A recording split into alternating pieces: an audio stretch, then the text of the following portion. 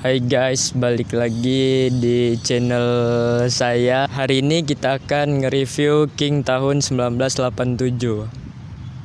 Langsung aja kita lihat apa aja yang udah dimodifikasi.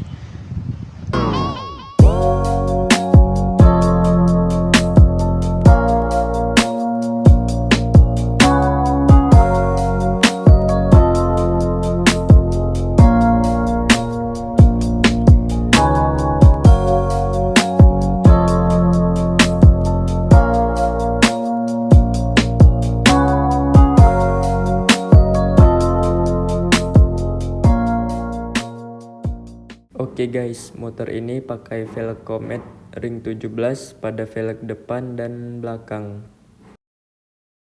Lalu menggunakan selang rem TDR dan kaliper yang di-repaint warna merah. Dibalut dengan ban ukuran 80/90 ring 17. Pada bagian jok sudah dipapas modelan perahu.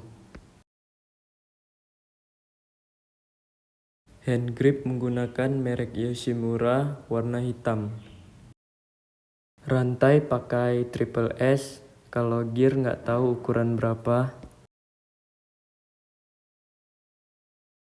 Knalpot racing tipe kolong, modelan stainless. Blok menggunakan tipe YP2.